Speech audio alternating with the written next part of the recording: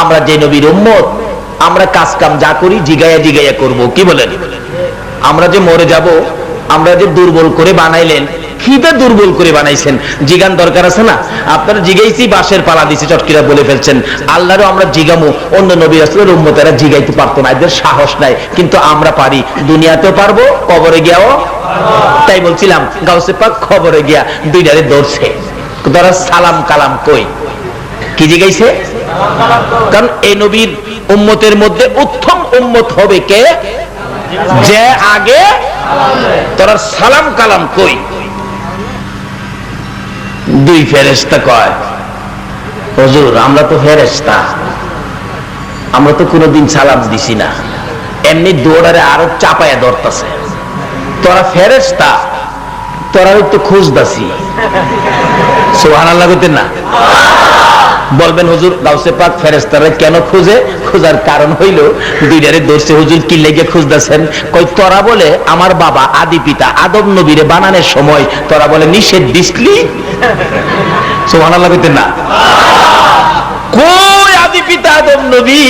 এরপরও খবর কয়ে লাইছে গাউসে পাক। আল্লাহু আকবার বলো। আরে গাউসে পাকের নাম জপিলে আল্লাহ পাওয়া যায়। বলুন, গাউসে পাকের নাম জপিলে আল্লাহ পাওয়া যায়। পাগল কান্দিস না আর গাছতলায়, কান্দিস না আর গাছতলায়, গাউসে পাকের নাম জপিলে আল্লাহ পাওয়া যায়। গাউসে পাকের এমনি নিশানা, চুরকে ধরে কুতুবানা। গাউসে পাকের এমনি আর চুরকে ধরে কুতুবানা। মুর্দা মানুষ জিন্দা করে হাতের ইশারায়, মুর্দা মানুষ জিন্দা করে হাতের ইশারায়। গাউসে পাকের নাম জপিলে আল্লাহ পাওয়া যায়। আইরে গাউসে পাকের নাম জপিলে আল্লাহ পাওয়া যায়। গাউসে পাকো আল্লাহর ওলি, যার তরিকায় আমরা চলি। গাউসে পাকো আল্লাহর ওলি, যার তরিকায় আমরা চলি। যাহার নামের নিশানিতে আমরা শান্তি পাই, যাহার নামের নিশানিতে আমরা শান্তি পাই। গাউসে পাকের নাম জপিলে আল্লাহ পাওয়া যায়। হায়রে গাউসে পাকের নাম জপিলে আল্লাহ পাওয়া যায়। আচ্ছা, গাউসে পাকের স্মরণে মাহফিল করে আপনারা কি মনে শান্তি পান না? না হয় কেন এত বড় মাহফিল, এত পয়সা কেন খরচ, এত আনন্দে আসে কিনা বলুন তো? যাই হোক, এদিকে আমার ওয়াজ না, আমার ওয়াজ হলো মৃত্যু আর কবর। কি বলেন? এবার গাউসে পাক বলতেছেন, তোরা রে সারমোনা, তোরা বলে আদি পিতা আদম নবীরে বানানোর সময় নিষেধ দিসলি। দুই ফেরেশতা একজন আরেকজনের দিকে চায়, কি রে গাউসে পাক জানে কেমনে? আচ্ছা, এই নবীর উম্মত সব খবর জানেনি? আমরাও জানি, কি কোন জানি না? ফেরেশতারা কইছেন, খোদা গো এই জাতি কেন বানাইতেন? আমরাই তো আপনারে রাহি। আল্লাহ কি জবাব দিছিল? কোরআন শরীফ, ক্বালা ইন্নী আলামু মা লা তা'লামুন। এটা আমরা কি জানি না? দুই ফেরেশতা কই, কি বিপদে পড়লাম, একটা ডাহে গাউসে পাক ছাইরে দেন, ছাইরে দেন, আমরা জায়গা। কয় না ছাড়তাম না। কই তাহলে একজন রে ছাড়েন, আমরা পেশ ভাঙ্গাই মালিকের কাছ থেকে। কয় না ছাড়লে আইতি না। কয় না আই ফরুম, আমি না আইলে হেডারে মেইরলেন। একটা কয়, খুদা গো কি পেছো বললাম, দর্শে ছাড়ে না। আল্লাহ কয়, সকল জায়গাত মাতবুরি করিস না। যে নবীর উম্মত কবরে গিয়া ওই এই খেলা খেলতারে, আমরা কি আল্লাহর দুইটা কথা জিগাইতাম না? হন আপনারা আমার লগে থাকলে ভারুম, একা পারতাম না। থাকবেন নি আমার লগে? না বাড়ির যাইবেন গা? কেটা কেটা যাইবেন গা? একটু হাত তুলে দেখাইছে, দু তিনজন তুলছে। আসলে বুঝে নাই, ঠিক আছে, এর লেগে তোর অপরাধ হইছে না। তবে ফেরেশতারা কইতেছে, খোদা গো এত বড় বরকতের মাহফিল তুই, আর বলে দুইজন হাত তুলছে বাড়ির যাবো, এটা কি বেজাল লিখবো? আল্লাহ কয়, চুপ, কি এর বেজাল লিখতি?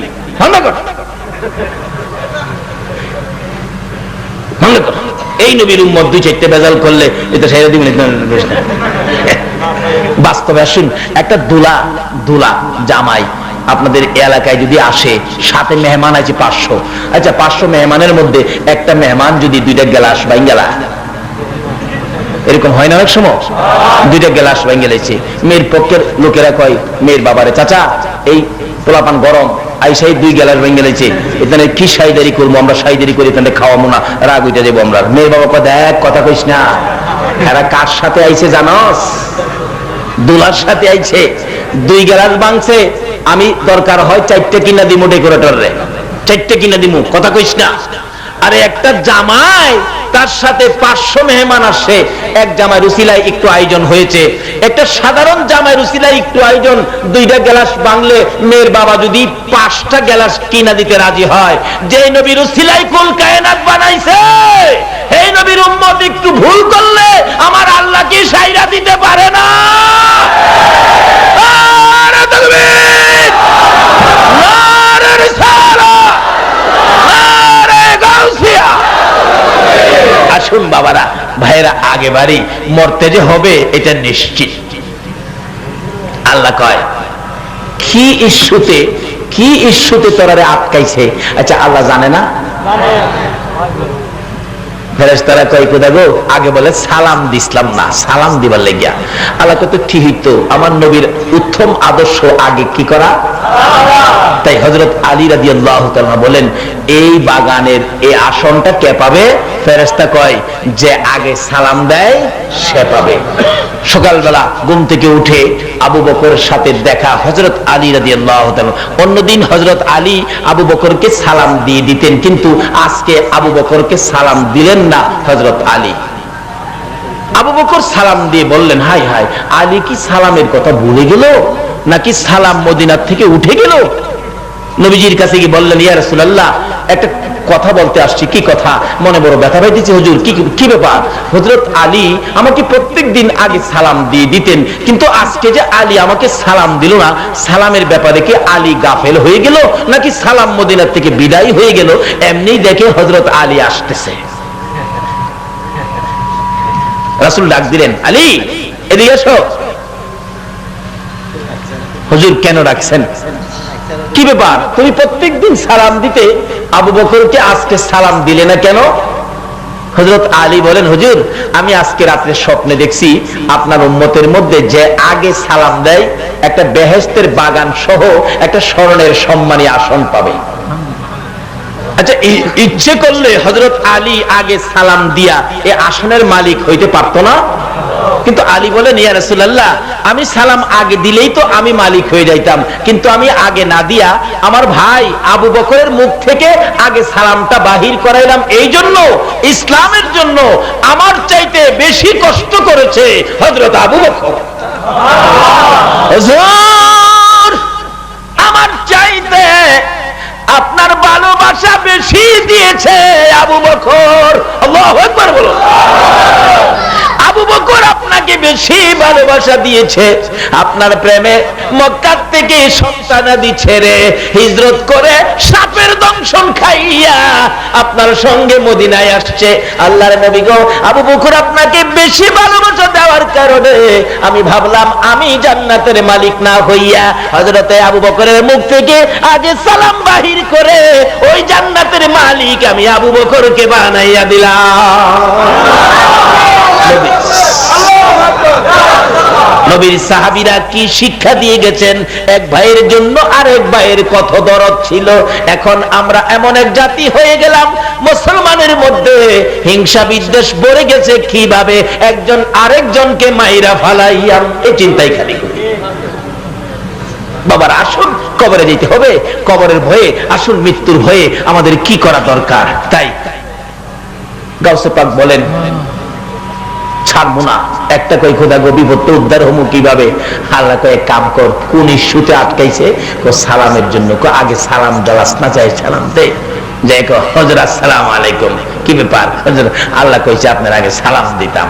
কইছে আমার নবীর উত্তম আদর্শ যখন আমল করছস, যা দুইটারে ছাইরা দিলাম, আর যেন কোনোদিন এদিকে না দেখি। খবরে গিয়াও যে নবীর উম্মত এই ক্ষমতা দেখাইতে পারে, তাইলে আমরা কি দুইটা কথা আল্লাহরে জিগাইতে পারি না? আমরা যে ময়রা জামুগা কইলো, দুর্বল করে বানাইলো, কি দিয়া বানাইছিল জিগাই, সকলের সাথে আল্লাহ এখন জবাব দিবে। আল্লাহ আমরা কি দিয়া বানাইছেন? আমরা যে দুর্বল, আমরা যে ময়রা জামুগা, কি দিয়া বানাইছেন? কি দিয়া বানাইছেন কন্যা? আল্লাহ কইতাছে কোরআন শরীফ, ইন্না খলাকনাল ইনসানা মিন নুতফা, একবারে দুর্বল দুর্গন্ধযুক্ত একবারে নরম জিনিস দিয়া বান্দা করে বানাইছে। তাহলে আল্লাহ যে বলছে আমরা মরতে হবে, বলুন এই কথাটা রাইট কিনা? মরাটা কি পরে মরে যাবেন এটা কি এমন মনে করতেছেন? মরার মধ্যে কষ্ট আছে কিনা? আল্লাহু আকবার। সাকরাত যখন শুরু হয়, আল্লাহু আকবার,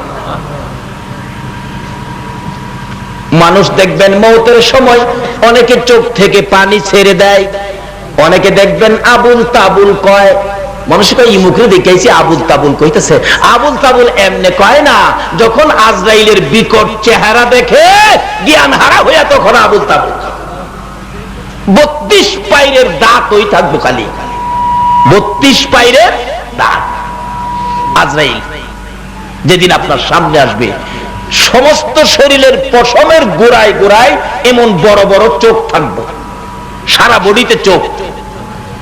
এই আজরাইল একদিন আমাদের সকলের সামনে আসবে কিনা? এদিন আপনি চাচারে ডাকবেন, বাবারে ডাকবেন, মারে ডাকবেন, কিন্তু ডাকবেন ঠিক, কেউ আপনার ডাক শুনবে না। এই সময়টা একদিন আসবে কিনা বলুন তো? কেউ আপনার পাশে আসবে না, কেউ আপনার ডাক শুনবে না। অনেক সময় দেখেন স্বপ্নে বাঘে দৌড়াই, অনেক সময় স্বপ্নে বাঘে দৌড়াই না, বাঘে দৌড়াইতেছে, কিন্তু স্বপ্নে দেখবেন দৌড় দিলেও দৌড় আগাইতে চায় না।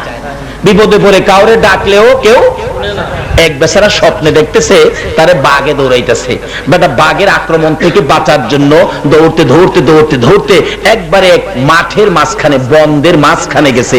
মাঝখানে যায়া দেখে একটা আগিলা কুয়া, মাটির কুয়া। কুয়া চিনেন না? আগের দিন কুয়া ছিল না, পানি যে খাইতো, এই কুয়ার মধ্যে দেখে এখন কেউ ব্যবহার করে না, তো কুয়ার ভিতরে বট গাছ টট গাছ হয়ে গেছে। ওই লোকটা বাঘের আক্রমণ থেকে বাঁচার জন্য স্বপ্নেই এই কুয়ার ভিতরে নামতেছে, বট গাছের ধরে ধরে কুয়ার ভিতরে নামতেছে। লোকটা নামতে নামতে নিচের দিকে চাইয়া দেখে বড় বড় অজগর সাপ উপর দিকে চাইছে, উপরে দৌড়াইছে বাঘে, বাঘের আক্রমণ থেকে বাঁচার জন্য যে কুয়ার ভিতরে নামতেছে, কিন্তু ভিতরে অজগর সাপ। এখন উপরে উঠলে বাঘ, নিচে গেলে স্বপ্নে দেখতেছে। এখন তো নিচে সাপ, উপরে বাঘ, ভয়ে একবারে কাঁপতে কাঁপতে ঘুম থেকে উঠছে। মাগো মাগো মাগো মাগো মাগো, ঘুম থেকে উঠছে। বিবি জিগায়, কি ব্যাপার, তোমার কি হলো, তুমি কেন এভাবে কাঁদতেছো? জবাব দিচ্ছেন লোকটা, বিবি বিবি রে, আমি কি দেখলাম, আমাকে বাঘে দৌড়াইতেছে, এইভাবে কুয়ার ভিতরে ঢুকলাম, নিচে সাপ, উপরে ভাগ, মাঝখানে একটা বট গাছের শিকড়ে ধরে আমি কোন রকম জীবনটা বাঁচাইছি, কিন্তু স্বপ্নে ঘুম থেকে উঠে তো আমার ভয় এখনো তো যায় না। সকালবেলা একজন আল্লাহর ওলির কাছে গেছে, আল্লাহর ওলিকে গিয়ে বললেন, হুজুর আমি তো স্বপ্নে দেখলাম বাঘে দৌড়াইতেছে, বাঘের ভয়ে কুয়ার ভিতরে ঢুকলাম, গাছের জড়ে ধরে রাখলাম, নিচে সাপ। হুজুর যে শিকড়টা ধরে রাখছি বাঘের আক্রমণ থেকে বাঁচার জন্য, নিচে যাই না, ধরে রাখছি সাপের আক্রমণ থেকে বাঁচার জন্য। হুজুর এরপরে দেখি যে শিকড়টাই ধরে রাখছি, এই শিকড়টারে দুইটা ইঁদুরে কাটতেছে, একটা ইঁদুর সাদা আর একটা ইঁদুর কালা। দেখতেছি কুটকুট কুটকুট করে শিকড়টা কাটতেছে। হুজুর আমি ভয়ে ঘুম থেকে উঠলাম, আমি কি দেখলাম কি দেখলাম? আল্লাহর ওলি বলেন, বাবারে বাঘে যে তোমারে দৌড়াইতেছে দেখছো, এটা তো ভাগ না, এটা হলো আজরাইল। বলুন প্রত্যেককে একদিন আজরাইল ধরবে কিনা? কোথায় লুকাবেন? আজরাইলের আক্রমণ থেকে বাঁচবার মতো জায়গা আমার আল্লাহ সৃষ্টি করে না।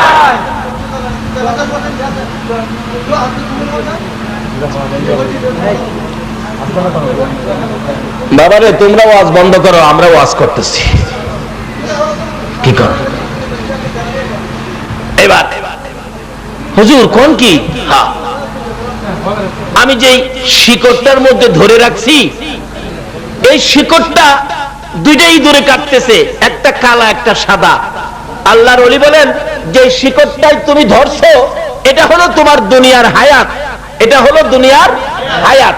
কিন্তু যে সাদা ইঁদুরটা দেখছো এটা তোমার হায়াতের দিন, আর যেটা কালা দেখছো এটা তোমার হায়াতের রাত। এই হায়াতটা দিনে রাইতে এইভাবে কুটকুট করে কাটতে কাটতে তোমার দুনিয়ার হায়াত শেষ হবে, তারপরে তুমি নিচে পড়ে যাবে। অর্থাৎ মৃত্যুর পরে আমাদেরকে কোথায় দেওয়া হবে বলুন তো? কবরে। এবার বলতেছেন আল্লাহর ওলি বাবারে, যেখানে নিচে দেখছো অজগর সাপ, এই কবরটা হলো তোমার সাপের ঘর। রাসূল বলছে এক একটা কবরে 99টা করে সাপ দেওয়া হবে। বাবারা ভাইয়েরা, জীবনে মানুষ বিদেশ যায়, বিদেশ যাওয়ার আগে খোঁজ খবর নেয়, যাবো যে কুয়েত, যাবো যে দুবাই, অবস্থা কেমন, লোকজন আছে কিনা আমাদের এলাকায়, পরিবেশ ভালো কিনা, বেতন কেমন, খাওয়া দাওয়া কেমন, আবহাওয়া কেমন, এরকম জয় জিজ্ঞাসা করি। আমরা যে এই সুখে শান্তির বাড়িঘর ছেড়ে, 5তলা 7তলা বিল্ডিং ছেড়ে আমরা যে সাদা কাফন পরে কবরে যাব, বলুন তো কবরটা কেমন? কেউ কি কোনোদিন কাউরে জিজ্ঞাসা? কেউ তো জিজ্ঞান নাই। অথচ এই কবরে প্রত্যেকেরই যাইতে হবে কিনা? কিন্তু জিজ্ঞানলে তো না। রাসূল কি বলে? এক একটা কবরে 99টা করে সাপ। হাইরে, কবরের চিন্তা করলেন না? বাস্তব ঘটনা, 91 সনের একটা বাস্তব ঘটনা।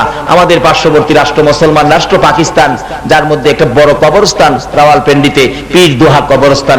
যেমন আমাদের ঢাকা শহরে সবচেয়ে বড় একটা কবরস্থান আছে। বলুন এই কবরস্থানটার নাম কি? আজিমপুর কবরস্থান। আজিমপুর সবচেয়ে বড়। এরকম রাওয়ালপিন্ডিতে একটা কবরস্থান আছে, যেটা পীর দোহা কবরস্থান। ওই কবরস্থানে একটা যুবক ছেলে মারা গেলে 91 সনে মাসিক পত্রিকায় পেয়েছি খবরটা, তাকে জানাজা শেষ করে কবরে নিয়ে গেলেন। কবরের কুড়ার কাজ শেষ, কিন্তু লাশটা নিয়ে কবরের পাশে যাইয়া দেখে কবরটা বন্ধ হয়ে গেছে। অর্থাৎ কবরে বুঝাইতেছে, তোর মতো পাপীকে আমি রাখবো না। ইমাম সাহেব ছিলেন আল্লাহর ওলি মানুষ। উনি বলেন, তোমরা কি কবর কুরো নাই? হুজুর কবর তো করছি। কই কবর? হুজুর কবরটা বন্ধ হয়ে গেছে। হায় হায়, বাবা যুবক সাবধান হও, আরেকটা কবর কুরো। আরেকটা কবর কুরা হলো, হাজার হাজার মানুষের সামনে কবরটা বন্ধ হয়ে গেছে।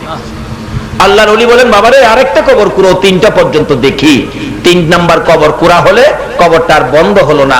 আল্লাহর ওলি বলেন, লাশটাই না দাও, 2জন লোক কবরে নামো। 2জন কবরে নামছে, লাশটা নিয়ে আসো। কবর থেকে 2টা লোক ডাকতেছে, হুজুর লাশটা কবরে দিবার আগে আপনি একটু আইসা দেখেন না কবরের অবস্থাটা কি। আল্লাহর ওলি বলেন, আমি কবরের পাশে যাইয়া দেখি কবরের ভিতরে 1.5-2 হাত লম্বা লম্বা মানুষের চোখের মতো চোখ, 1.5-2 হাত লম্বা কালো রঙের বিচ্ছু কবরটা ভরে গেছে। বলুন এই কবরে আমাদের প্রত্যেকের যাইতে হবে কিনা?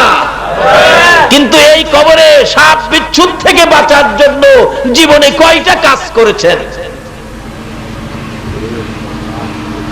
আল্লাহর ওলি বলেন, বাবা এই কবরই তাকে দিতে হবে, যেহেতু 2টা কবর তার রাখতে অস্বীকৃতি জানাইছে। এবার লাশটা কবরে দিলে লোক 2টা উঠার আগে আগেই বিচ্ছুগুলো তার হাড্ডিগুলি টাইনা টাইনা খুঁজছে। এই কবরে অনেকের মা, অনেকের বাবা আছে কিনা বলুন তো? আজকে এই মা বাবার জন্য আমরা দোয়া করা দরকার আছে না? আসুন, দোয়া না করে কেউ যাবেন না, কারণ মা বাবা তো কবর থেকে ডাকতেছে, তু তাওয়াঙ্গার গার সুদি আজ মালে মা, তো চারা গা ফেল সুদি আজ হালে মা।